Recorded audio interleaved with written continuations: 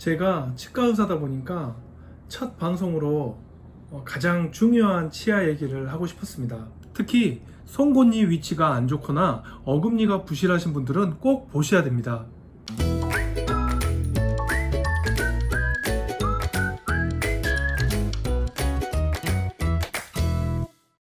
안녕하세요. 덴탈짱TV의 이승윤입니다. 지난번 유튜브의 시작을 알리는 첫 번째 방송에 이어 오늘이 두 번째 방송인데요. 지난번 첫 번째 방송에서는 왜 유튜브를 시작하게 됐는지, 어떤 내용으로 하게 될지에 대해서 알려드리는 방송을 했고, 오늘은 이제 컨텐츠를 담아서 하는 첫 번째 방송인데요.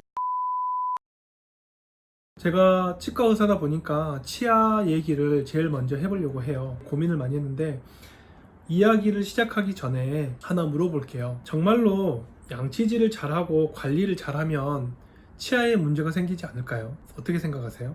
반대로 치아가 망가져서 치과에 오신 분들은 정말 양치질을 잘 안 하고 치아 관리를 소홀히 해서 오신 분들일까요? 여러분들도 분명히 주변에 보시면 치과에서 스케일링도 열심히 받고 치아 관리를 열심히 하는데도 자꾸 치과에 가서 치료를 받는 분들이 있는가 하면 치아 관리에는 별로 도무지 관심도 없는 것 같은데 치아에 아무런 문제가 있는 분들을 분명히 보셨을 거예요.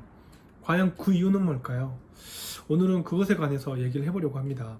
보통 우리가 앙 물 때 이 치아의 맞물림을 교합이라고 합니다. 치아는 치아들끼리 서로를 보호해주는 교합이 있어요.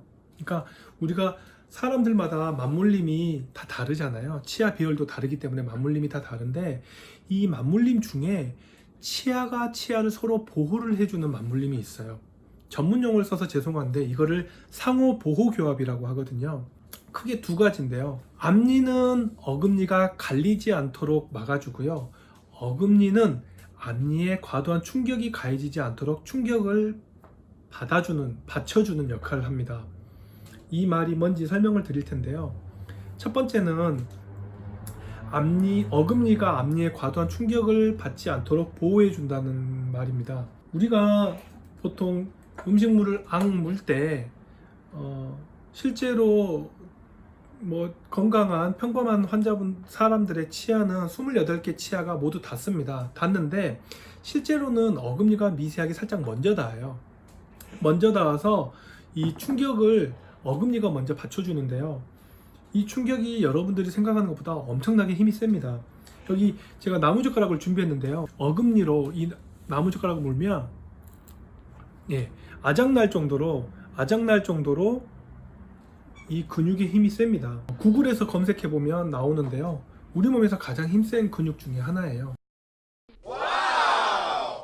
이 엄청난 근육의 힘으로 이 딱딱한 치아에 가해지면 치아가 손상이 될 수밖에 없어요. 그렇기 때문에 이 근육은 어금니 있죠, 어금니. 어금니에 의해서 이 근육의 충격을 받쳐줘야지만 치아에 과도한 충격이 가해지는 걸 막을 수가 있어요. 다시 한번 말씀드리면 이 근육은 사람이 가지고 있는 근육 중에 가장 힘이 센 근육인데 이 근육의 힘이 너무 막대하기 때문에 좌우 합쳐서 8개의 어금니가 받쳐줘야지만 이 충격을 견딜 수가 있습니다. 근데 보시면 이 나무젓가락으로 앞니를 물면 어떨까요? 앞니로는 절대 세게 못 물어요. 아까 어금니로는 여기 양쪽에 이 교근이 있죠. 여기를 교근이라고 하는데 이 근육이 최대 파워를 내서 물리기 때문에 나무젓가락이 아작날 정도로 물리는데 앞니로는요 세게 물 수가 없어요. 여러분들도 분명히 경험해 보셨을 거예요. 앞니로는 세게 물 수가 없어요. 왜 그러냐면 그 이유를 한번 설명해 드릴게요. 제가 환자분들의 치아를 몇 개 진료하면서 뽑은 환자분들의 치아를 몇 개 가져와 봤거든요. 보세요. 이 어금니를 보시면 이거는 위의 어금니입니다. 위의 어금니고 뿌리가 3개나 있죠. 뿌리가 3개나 있고 보세요. 있고 다음에는 이거는 아래 어금니예요. 아래 어금니고 뿌리가 2개죠. 2개고, 예, 그렇습니다. 그리고 이거는 앞니. 되게 조그맣죠.